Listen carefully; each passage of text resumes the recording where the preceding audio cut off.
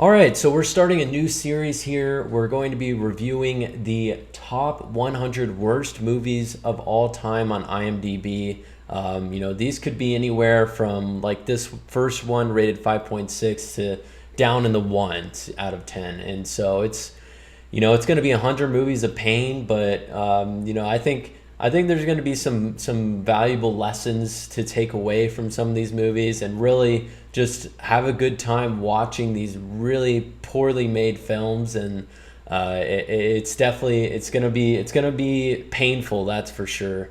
So we start out with movie 100 on the list, which is called "There's Nothing Out There." Came out in 1991, unrated. It's an hour and a half long, and this movie is watchable. If you want to watch, it's on Amazon Prime, and it's not. You can get through it. It's not terrible, but it is terrible. But it's watchable, and so it was directed and written by Rolfe Kanefsky, and it's basically a horror film where these high school students go out into the woods on spring break. One of the students, his parents have a house there on a pond in the middle of the woods, and you know the story. It's basically a cabin in the middle of the woods, and nothing good is gonna happen out there. And it stars Craig Peck, Wendy Bednarz, Mark Culver. And I'm sure this was made on an extremely low budget. But yeah, so let's dive right into it. So basically, the movie starts out with an introduction of showing a girl who is in a movie store, which rip, we don't really have those anymore. But she starts out in a movie store, and basically she starts getting attacked in the movie store, and you can, right off the bat, you can tell what you're watching. Just the corniest movie from the early 90s. It's exactly what you're in for. And so she goes out to the same area that these students go out to in the middle of the woods, and she gets into a car accident. And there's this creature out there in the middle of the woods who looks like it's like a green slimy crab. I don't even know how to describe it, but it's something along the lines of that. It's not even that big, but it's as you can see on the picture there, it's got these green eyes and these big teeth. And basically this girl goes out there and she gets attacked by the creature and gets into a car wreck. And we see that in the opening. And the right off the bat, you could just see how terrible the screenwriting is. And this actress is not very good either. And it's just she's fighting for her life. And yeah, so we open on that intro, and then it goes into like the cheesiest Matrix style like titles, with voiceovers trying to like scare the audience. And it's yeah, you're basically gonna watch this movie if you want to have a laugh, because this is it's pretty bad. And so from there, we go into a high school classroom, and we see that basically it's a high school musical type a setting where they get out on spring break, and they're waiting for the clock to end in the class to get out. And they go out on their spring break, and then really the focus is on this group of friends. They all get together, and they decide to go out to this cabin in the middle of the woods on a pond and spend their spring break there. And so, getting into the cast, like I think Scott or Craig Peck, the guy who's basically playing this character, who is the one logical guy, the one that's his name's Mike, the one that's seen all the horror movies, and he's saying, basically suspicious from right at the beginning. This is not going to end well. And we're going out to a cabin in the middle of the woods. We've seen it a million times. This is going to be a horror film. And it was a horror film. And then I would say like the blonde girl, who I believe was Doreen, she was also another one that was sort of suspicious as well, constantly worrying about is there bears, are there creatures out here. But everyone else is just like out there for a good time, and they think these guys are crazy for thinking that there's something that's going to kill them out there. And basically, yeah, then we get into the movie, and you'll see little signs of like something is out there, and they're gonna encounter this creature, and the movie just unfolds, and man, it's just it's just they did their best job creating a spoof of a really bad horror movie, because it is hard to watch at times, that's for sure. The creature just looks so cheesy. It's definitely something that you wouldn't be super scared of, like maybe you would like seeing some creature that's with green eyes trying to hunt you down and kill you. But yeah, so they go out there, and they're out there to have a good time, and things just start to unfold. You'll see later in the movie, between Mike and Jim, those two guys, they get into it because Jim is just thinking Mike's ridiculous for thinking like being so cautionary and thinking that something's out there to kill him. And so they get into this just crazy fight in the movie pretty early on. They basically, the creature enters the house and starts attacking them, and Jim doesn't see anything, and he thinks Mike is crazy, and they just start fighting. And then you get to the most ridiculous, like Jim's like flying like he's Superman across the house, like trying to tackle Mike. And it's like it's almost like Jim just somehow got superpowers, and he just started like flying across the room trying to tackle him, but doing a terrible job of it. And so and then basically it leads into Mike going down to the basement and Jim locking him in there, because he's just being ridiculous. And Mike spends the night in the basement. And while this is all happening, which is just so funny, like there's another couple that goes out, and you don't really see them much in the whole movie, but they go out. This is the first night this is happening, and they go out for a walk in the woods. And the other people in the cabin don't know this, but when the guy gets attacked by the creature out in the woods and gets killed, and then the other girl also gets attacked but survives. And like we basically don't see them the rest of the movie. Like it doesn't make a whole lot of sense. Like after Jim locks Mike in the basement, before that they were like, all right, we're gonna go check on these guys that went out in the woods for a walk and see if they're okay. And they don't even think about it until the next day. It doesn't make any sense. Like you'd logically want to go check on them and see if they're fine. But anyways, so Mike is down there, and I think he gets attacked by the creature down there. It's hard to tell, but he breaks one of the pipes down there, and and then Nick, the guy who owns the cabin, I guess, or is basically supervising it, the next day has to go out and get a plumber. So he goes out and does that and is gone the whole next day. And then that's when the movie just gets crazy. The creature comes into the house. It basically attacks all of them.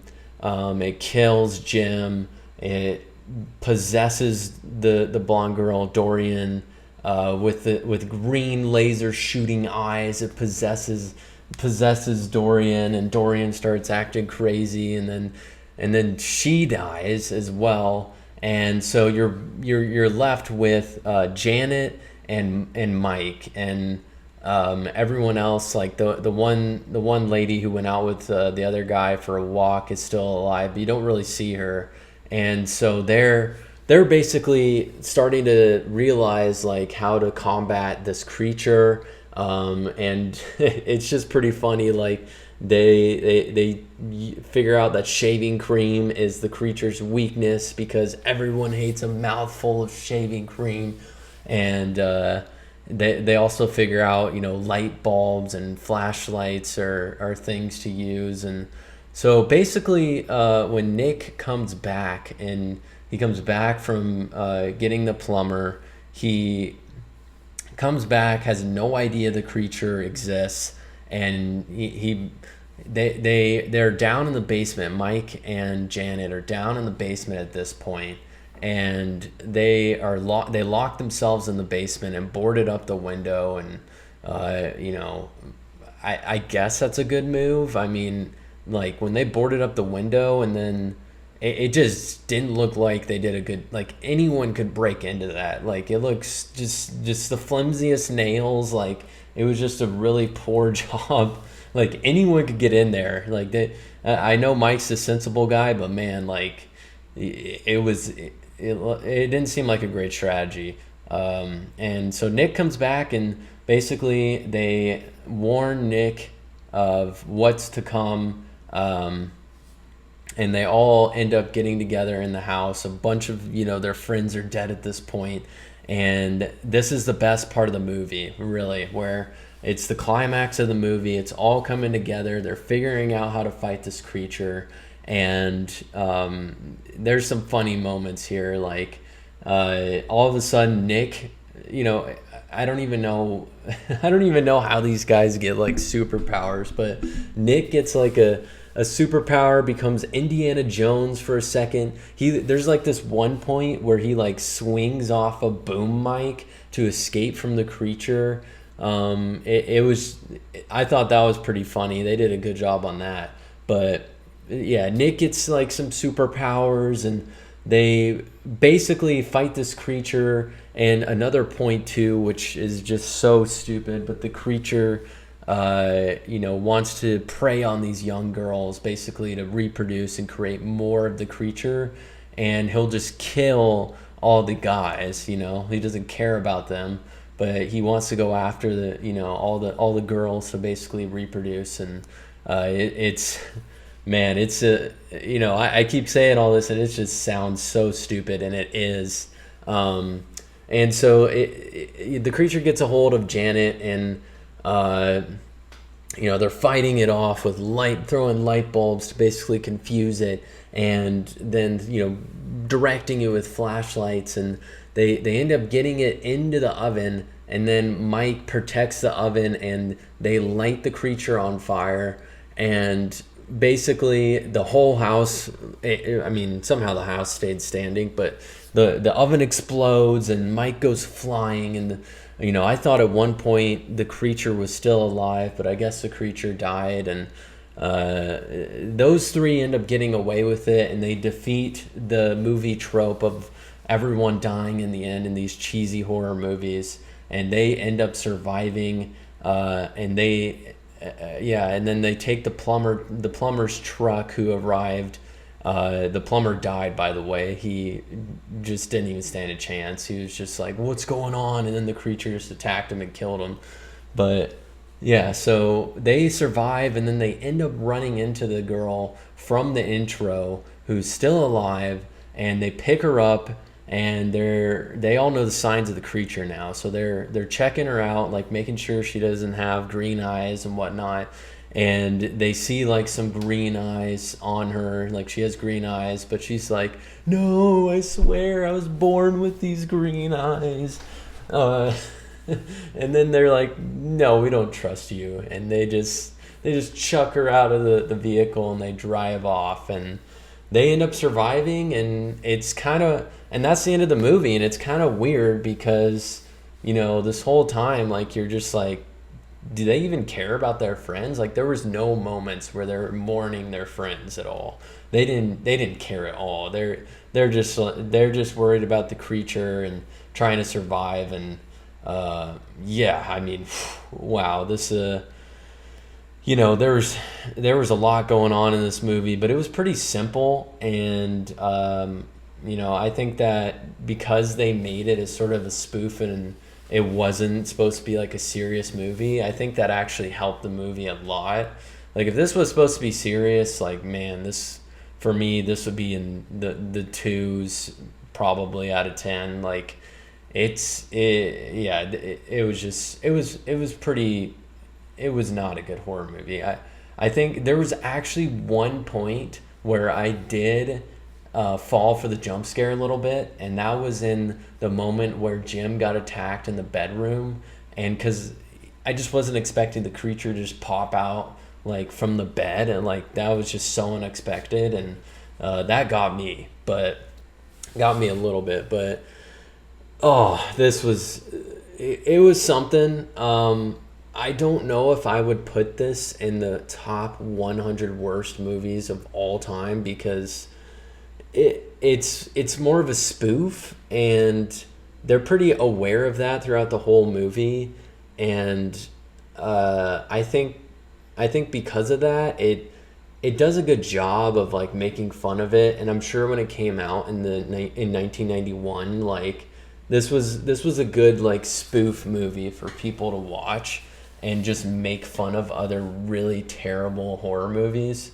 So I don't know if I personally wouldn't put it in the top 100 worst movies of all time, because there's gonna be a lot worse than this. Like I think that there's a lot of really bad movies out there, and this one is just it might be in the top 200 worst of all time, but I don't think it's in the top 100. But I would rate this movie, on IMDb it's a 5.6 out of 10. You know, if you go 5 being average, like a little above average out of the scale of 10, I wouldn't necessarily say that. I think it's worse than average, just because of, how terrible everything was. Like, the cheesy lines, the just, terrible music, horrible music throughout.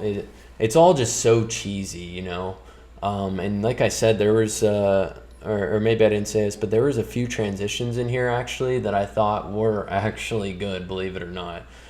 But yeah, I would rate this like a 4.3 out of 10. I think that it's watchable, and that's really saying something, because some of these movies I'm assuming are going to be just pain, just suffering getting through.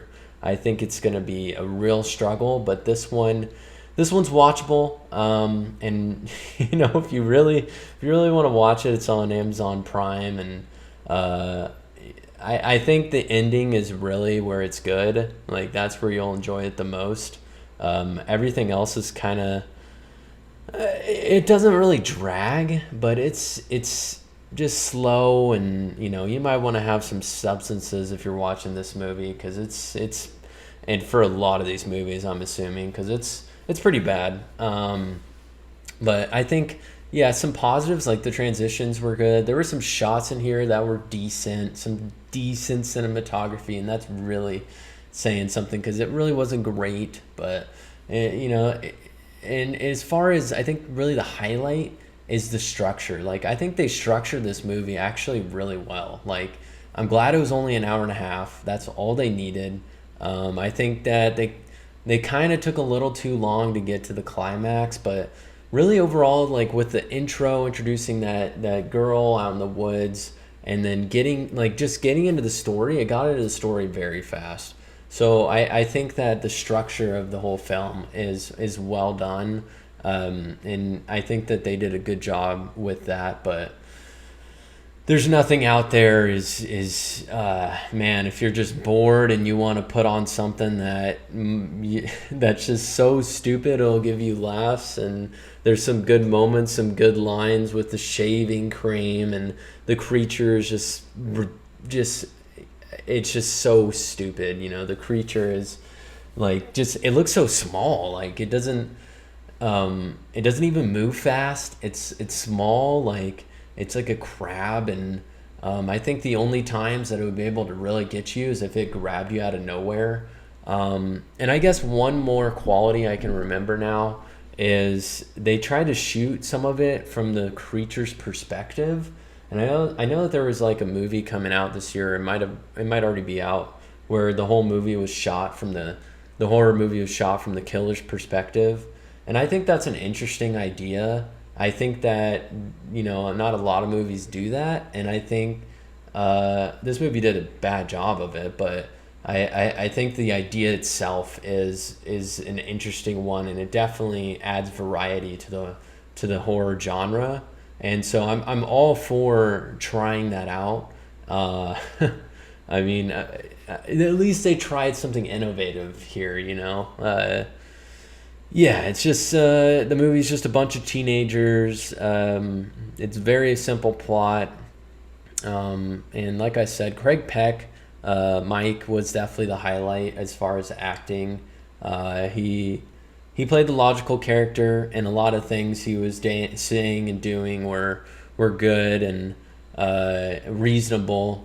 But yeah, 4.3 out of 10 for me. This is number 100 on the worst movies of all time list. I will have the list down in the description below. I do believe that it updates every so often, but I created the list I'm going off of now, which you can view in the description below, and that won't change. So basically, this list is based off of today, and it won't change from that point on. But yeah, I 4.3, not a great movie. I like that it was a spoof.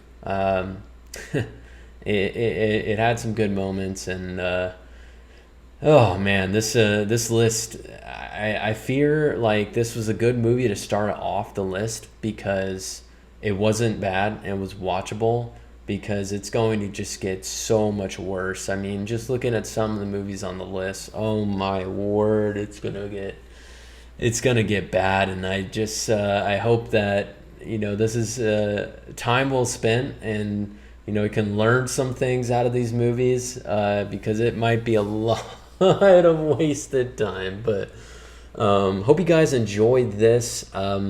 There's nothing out there. 4.3 out of 10.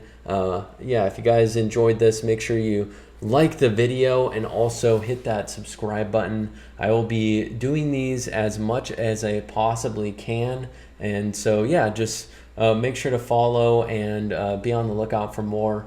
And you know, as I said before, it's just art, dudes. You know, a lot of these movies in the top 100 worst of all time, it's going to be hard calling them art, but you know, this is art. It's a spoof. They did something here, and so yeah, make sure you go check out There's Nothing Out There.